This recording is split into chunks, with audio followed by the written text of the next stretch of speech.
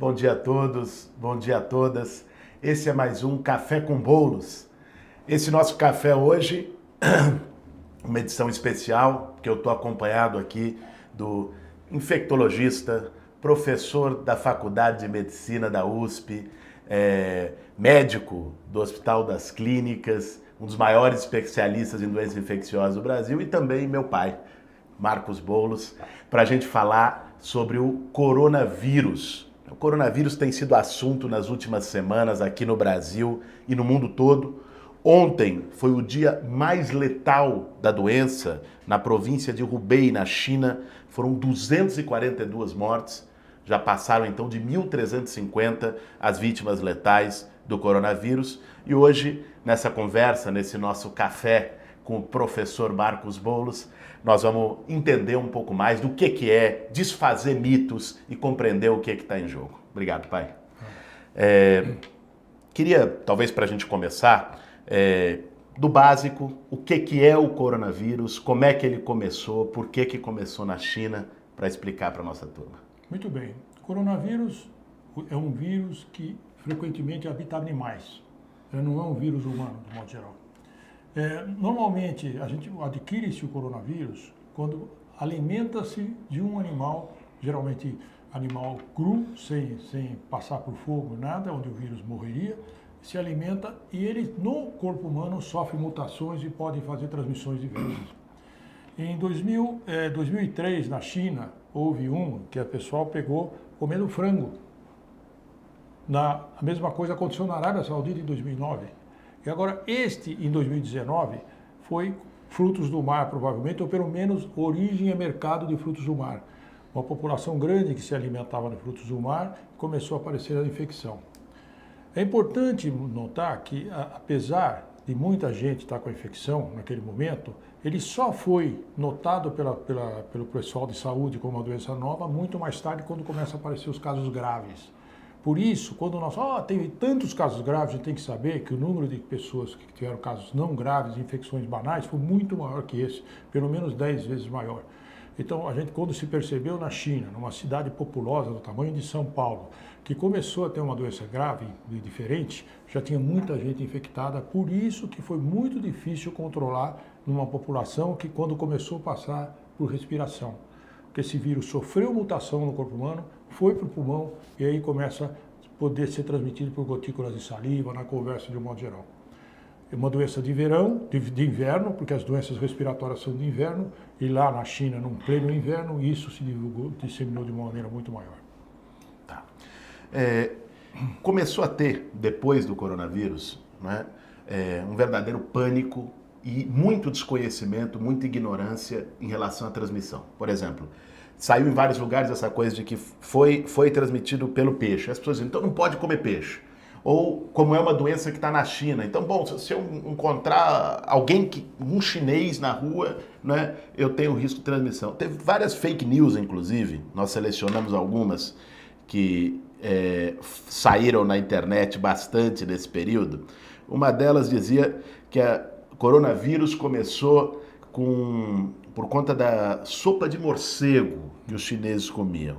Outra diz que, supostamente, uma dica médica dizendo que coronavírus, a forma de se prevenir é ter mais vitamina D e por isso as pessoas deviam tomar sol não sei quantos minutos ao dia para se prevenir ao coronavírus.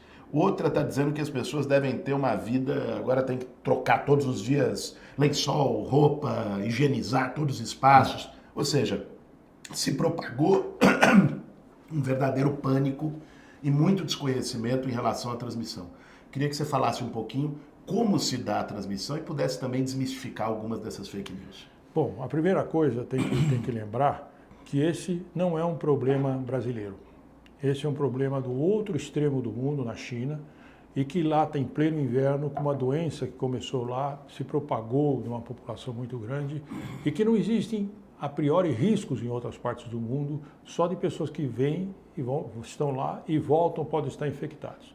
Então, é um problema importante, com epidemia importante na China, principalmente na província de Hubei, onde todo o processo aconteceu. Porém, para nós, Nós temos que observar o que está acontecendo e deixar a nossa vigilância sanitária e epidemiológica saber se tem algum risco aqui. Neste momento não existe o menor risco.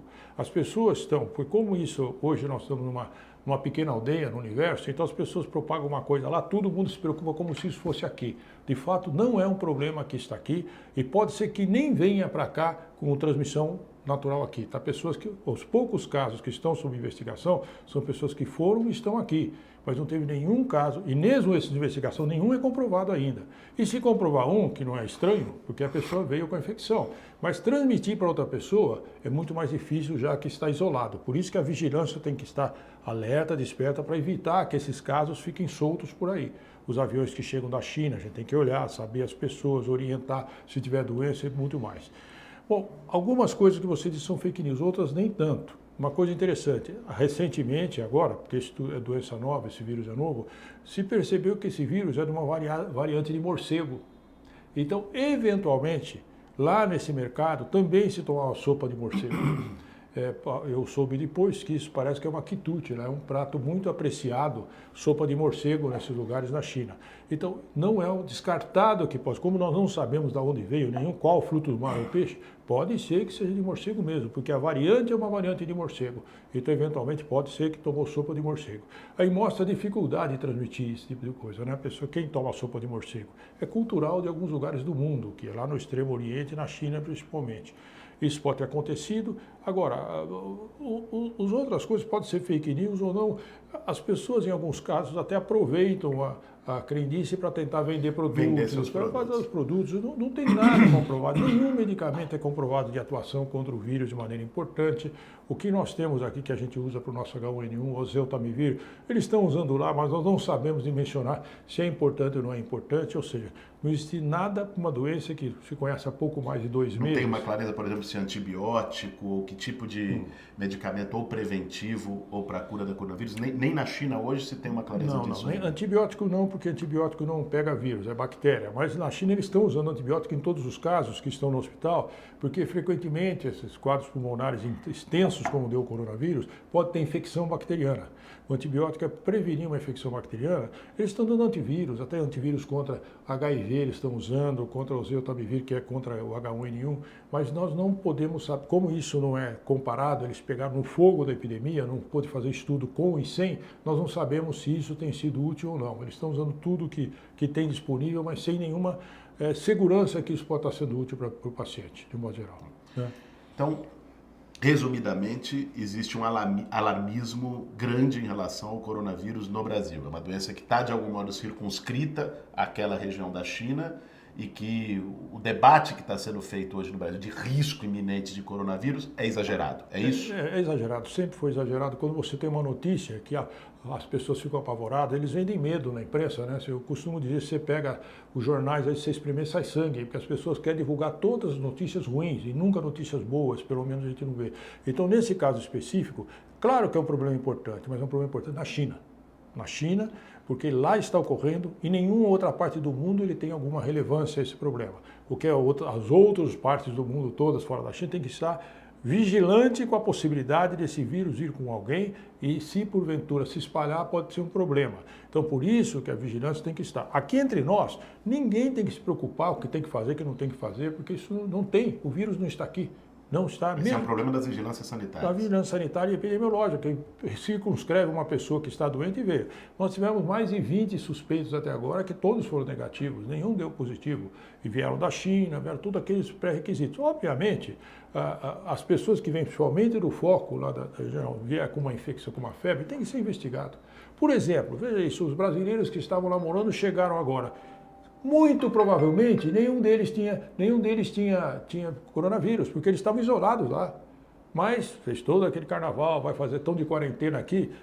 Provavelmente nenhum deles terá coronavírus, porque eles já estavam lá isolados e não teriam coronavírus. Mas nós não, tem que preocupar, claro. Ok. Aqui nós já estamos recebendo perguntas, então você que está nos assistindo, seja no ao vivo no Facebook, seja no ao vivo no Instagram, seja no ao vivo no YouTube, quem está nos assistindo agora pode mandar pergunta nos comentários, que daqui a pouco, na segunda parte aqui, antes de encerrar a entrevista com o professor Marcos Boulos, com meu pai, Nós vamos ler algumas perguntas e ele vai poder ter a oportunidade de responder perguntas que você que está nos assistindo tem. Agora, antes de chegar às perguntas, queria... a gente conversava aqui antes de começar a entrevista e você mencionou uma coisa que eu acho que é muito importante para a gente fazer uma reflexão, inclusive sobre esse alarmismo todo. Quer dizer que coronavírus é uma doença de inverno. Nós estamos no verão aqui no Brasil e que uma doença que nós temos de verão é a dengue. E que tem morrido muito mais gente de dengue aqui no Brasil do que qualquer outra coisa. Então, assim, que tipo de alerta a gente deveria ter? Tirando o alarmismo do coronavírus, o que está em jogo hoje na saúde pública brasileira? Quais são os problemas nesse momento para o povo brasileiro? Você falou o mais importante nesse momento no verão, que é a dengue, né? Nós estamos esta semana, por acaso, é a semana de enfrentamento da dengue aqui no estado de São Paulo, com várias reuniões, vários municípios trabalhando, porque dengue, sim, é uma doença que está com a gente, é uma doença de verão, transmitida por vetor, por mosquito, e que pode causar problemas sérios, né? Nós temos muito mais mortes por dengue, e, apesar que nós temos muito por gripe também, H1N1, que acontece no inverno, mas no verão muito mais mortes por dengue que qualquer outra doença. É dengue, é leishmaniose, é malária, tantas doenças de verão que nós temos, doenças por contaminação alimentar que nós temos aqui, e obviamente nós temos preocupações mais distintas. O que é difícil é quando você desvia a atenção, é muito comum a mídia chamar a atenção de uma coisa que chama a atenção dos Estados Unidos por questões econômicas, tal, e desvia dos problemas nossos. Nós temos problemas importantes aqui que nós temos que cuidar. Deixa a epidemia dos outros com os outros. Ou seja, está na China, fica na China. Nós temos que estar alertas, porque esse é o nosso papel como vigilantes em saúde, estar alertas à possibilidade de chegar. Se chegar, nós vamos circunscrever. Muito, muito dificilmente se transformará num problema para o Brasil. E temos que cuidar dos problemas que estão aqui, que devido à nossa falta de saneamento, nossa moradia inadequada, por um acúmulo de problemas que os grandes centros urbanos trazem, que faz com que proliferem essas doenças, que os mosquitos proliferam. Esse é o nosso problema atual, Guilherme. Nós temos que nos preocupar com isso mesmo. Coronavírus, os agentes de saúde têm que se preocupar nesse momento. Vamos lá, estamos recebendo já as perguntas aqui. A Camila Zenha está perguntando o seguinte: é verdade que o vírus não resiste ao calor do verão?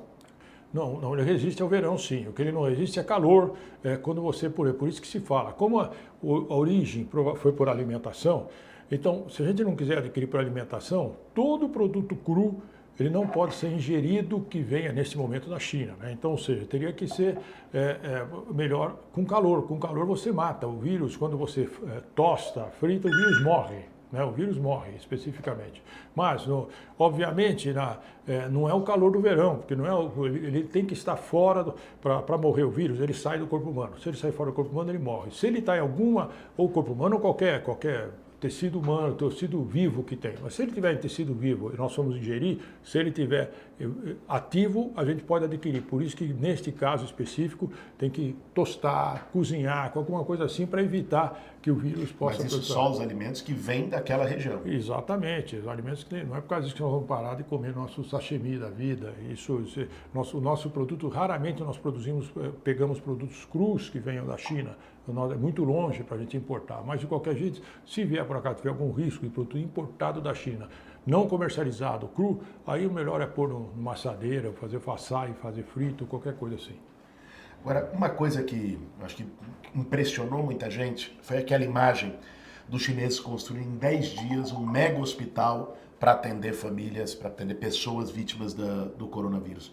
Como você avalia, como está sendo a reação da China em termos de saúde pública ao vírus? Está sendo adequada? Está sendo inadequada? Enfim. Impressionante, Guilherme. Você fez bem. De 2003, que foi a primeira epidemia de coronavírus na China, que foi um problema mais importante internacional do que esse 2019 foram 16 anos. Nesses 16 anos, a melhora da resposta sanitária da China foi enorme, enorme. Em 2003, os dados não eram conhecidos, a gente só soube quando a epidemia já tinha estourado de maneira importante, demorou-se para fazer investigação. Você veja, começou em dezembro que eles conectaram. Em janeiro, no fim de janeiro, já existiam 4 trabalhos publicados nas revistas de maior impacto, que são New England e Lancet, publicados dos chineses mostrando o problema e dizendo o que estava sendo feito, o que eles estavam fazendo, que é muito importante. Eles isolaram o vírus rapidamente. Ou seja, a tecnologia da China, nesses momentos, na área de saúde, deu um banho de como tem que ser feito, fez de maneira adequada, conseguiram circunscrever. Algumas pessoas falam que isso não é adequado, a própria Organização Mundial de Saúde fala que não é adequado, mas eles, de maneira mais adequada, circunscreveram um centro de 11 milhões de pessoas.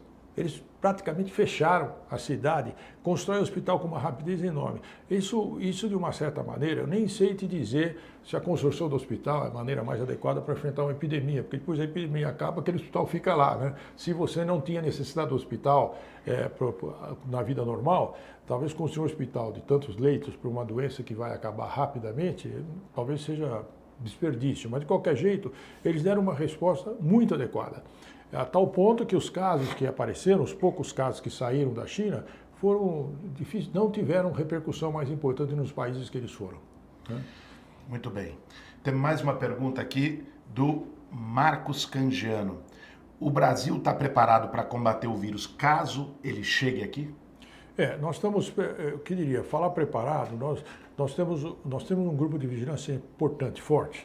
Tem uma Anvisa em Brasília, que tem um grupo forte, e as vigilâncias dos estados, o que elas fazem? Elas monitoram todas as pessoas que chegam.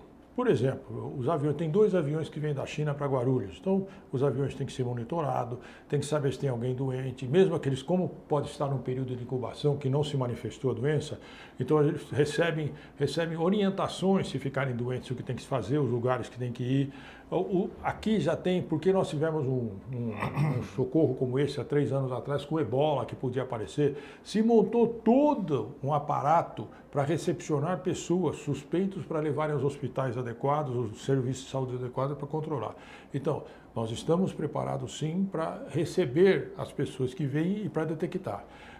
Obviamente, se estourar um caso, nós vamos ter que, de uma maneira mais rápida possível, circunscrever esse local que essa pessoa está, com os cuidados para evitar que eles proliferem. É difícil você falar, estou completamente preparado para um problema que não aconteceu. Tem tantas insinuações. Os chineses estariam preparadíssimos, porque o serviço de saúde sofisticado, só que lá eles perceberam tarde, perceberam quando já estava com doença grave. Como eles deram alerta, provavelmente os casos que apareçam serão circunscritos. Aconteceu nos Estados Unidos, eles circunscreveram e acho que sim, estamos preparados sim. Certo. Mais uma pergunta da Lívia Izumi. É seguro receber pacotes da China? Seguro, não tem nenhum problema. Se não for, depende do pacote, né? Pacote de droga não é bom. Mas, nem da China, nem de nenhuma parte. Mas, obviamente, os produtos industrializados não tem maneira de transmissão. Fica muito claro que esse vírus, a transmissão, neste momento, que preocupa de pessoa para pessoa. O vírus está no pulmão, gotícula de saliva sai quando você conversa e pode infectar outra pessoa. Então, esse é o risco.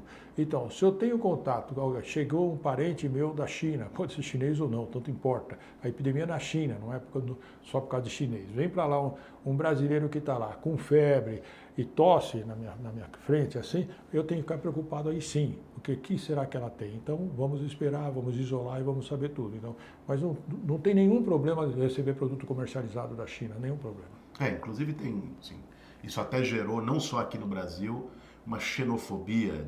Os chineses começaram a ser destratados, em alguns casos até agredidos, como resultado do preconceito em relação à doença. Né? Isso é coisa que nós não sabemos explicar, como as pessoas às vezes agem de uma maneira simplista e fazendo conexões que não tem nada a ver uma coisa com a outra. Né? Esses preconceitos, esse tipo de coisa acontece com tudo, mas tem acontecido também com os chineses aqui. Não, isso é uma coisa, eu estava vendo inclusive um texto, existe uma cerveja, se não me engano é mexicana, que chama Corona. E essa cerveja teve uma perda de 20% no seu faturamento, nas vendas e no faturamento, por conta da associação nominal com o coronavírus.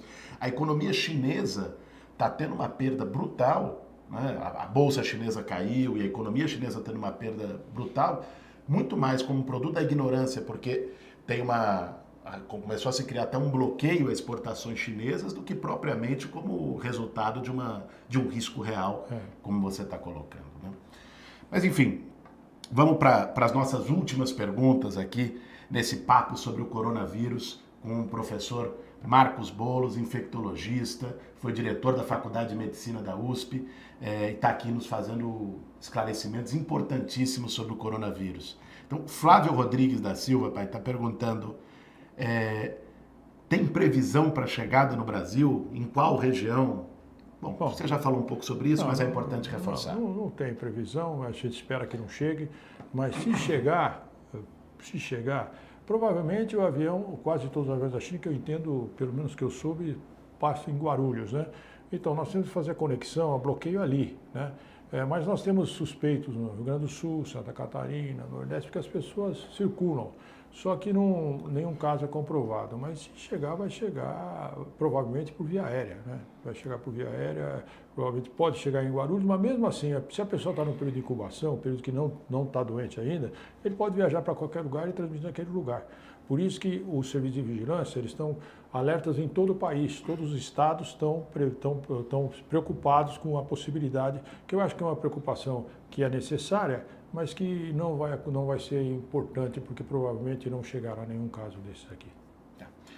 E o Jamir Ferreira está perguntando qual a capacidade do Brasil de eventualmente colaborar na fabricação de uma vacina para o coronavírus. Bem, nós temos o Instituto Butantan, que é um instituto especializado em produção de vacinas, que eventualmente poderia, mas eu garanto para você que mesmo nossos institutos melhores não estão à frente dos institutos chineses e americanos que estão trabalhando com isso já.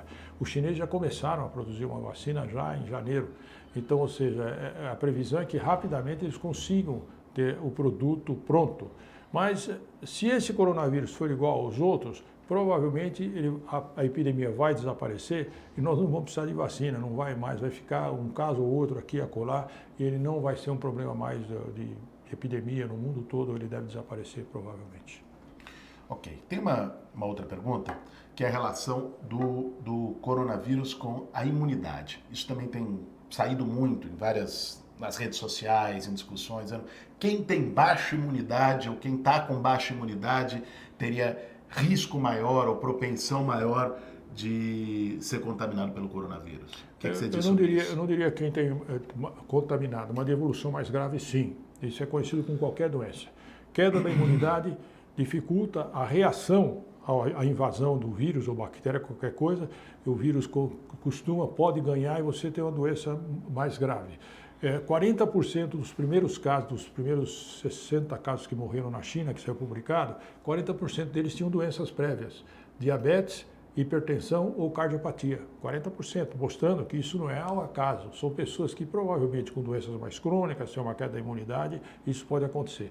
Idosos certamente terão maior dificuldade de responder adequadamente a um vírus, qualquer vírus, não é só coronavírus, mas isso é verdade. O coronavírus, ele dá casos mais graves em pessoas com queda da imunidade.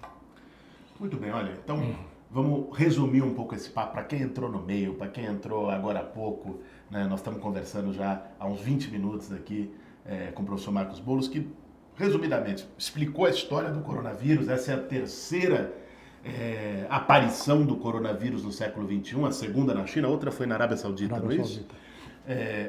E a China reagiu de uma maneira rápida e relativamente eficiente, apesar de todo o alarme mundial. Na verdade, esse alarme deve se restringir, sobretudo, às vigilâncias sanitárias dos países. Não se pode gerar um pânico, um medo, um alarmismo. Não há um risco, neste momento, de propagação mundial. A epidemia está circunscrita na China e o professor Marcos nos passou aqui um pouco sobre, enfim, os mitos, o que é verdade, o que é fake news em relação ao coronavírus. Pai, antes da gente encerrar, eu queria te fazer uma outra pergunta que sai um pouco do tema do coronavírus, mas para o tema da saúde pública aqui no Brasil. Essa semana o Drauzio Varela teve no Roda Viva. E um vídeo que foi depois muito propagado, um trecho da entrevista dele no Roda Viva, onde ele falava justamente sobre o SUS, né?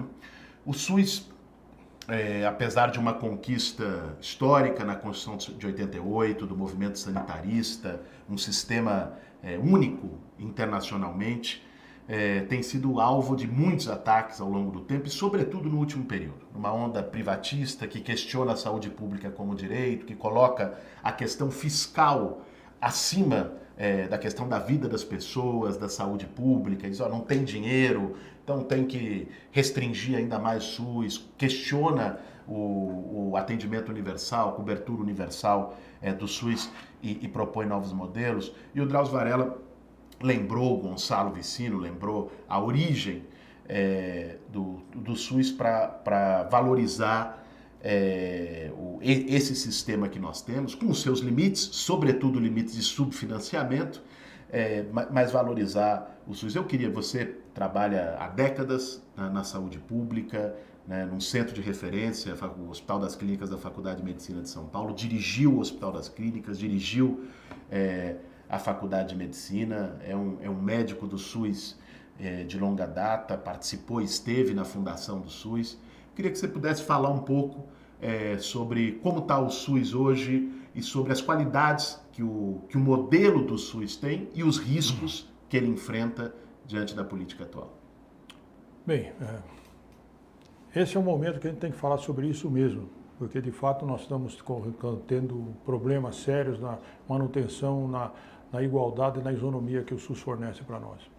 Eu me lembro, Guilherme, a questão de uns 7 anos atrás, mais ou menos, eu era diretor da faculdade, nós fizemos em São Paulo, pela primeira vez foi fora dos Estados Unidos, uma reunião do Sistema Acadêmico de Saúde, em que se discutia os países como poderiam fazer uma saúde adequada e como a academia podia ajudar, ou seja, as universidades. Era dirigida pelo pessoal da Duke University dos Estados Unidos. Quando eles vieram aqui, tinha da Rússia, da Índia, da China, de todos os lugares aqui do mundo estavam conversando. Quando nós mostramos o sistema brasileiro, que era baseado no SUS, em que você migra de cima até a ponta, de ponta para cima, que existe uma conexão, eles ficaram tão impressionados e o pessoal da DIC falou, olha, nós não temos como ajudá-los, porque vocês estão na nossa frente com relação a isso. E nós sabemos mesmo, o sistema de saúde brasileiro é muito melhor que os americanos e outros mais. E o SUS, quando nós falamos, quando nós escovamos o dente de manhã, a qualidade da água é o SUS que está valorizando. Quando eu vou fazer uma comida, a qualidade do alimento e da água é o SUS que está fazendo. Tudo que nós, desde que nós ingerimos até a doença, que nós não queremos, mas acontece, é o SUS que cuida da promoção da saúde, ao controle da doença crônica até o final da vida. O que tem acontecido, o subfinanciamento sempre existiu, apesar que estava previsto na origem do SUS o financiamento que foi tirado o recurso para esse e para outros fundamentos. Mas ele continua sendo de um valor inestimável. Está atualmente subfinanciado.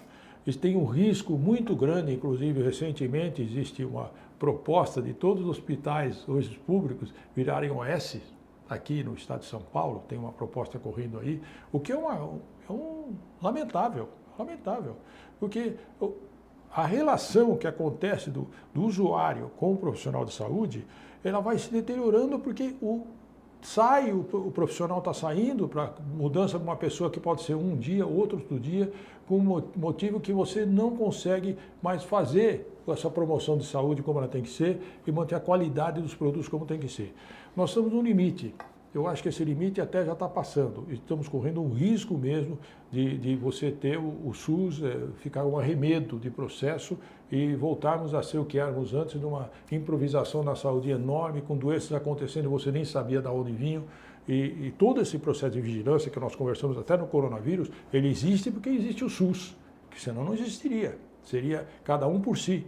E esse processo todo foi construído durante, olha, já são quase 30 e poucos anos que está acontecendo isso, e nós precisamos tentar zelar por isso e lutar por isso.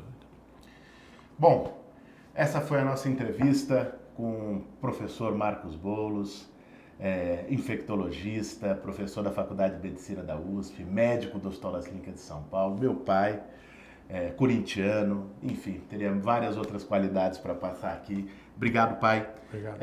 Acho que foi uma verdadeira aula sobre o coronavírus. Passem adiante, né, para que a gente não estimule preconceitos, para que a gente não difunda fake news. Entenda, de fato, o que está em jogo, o risco que tem, mas sem alarmismo, né? E tendo em vista que hoje, na saúde pública brasileira, existem problemas muito mais graves, muito mais urgentes, muito mais iminentes, né? E que o SUS precisa estar à altura para poder tratar do que o coronavírus, que nesse momento está circunscrito na China. Obrigado para todo mundo que nos assistiu até aqui nesse Café com Bolos e até a próxima.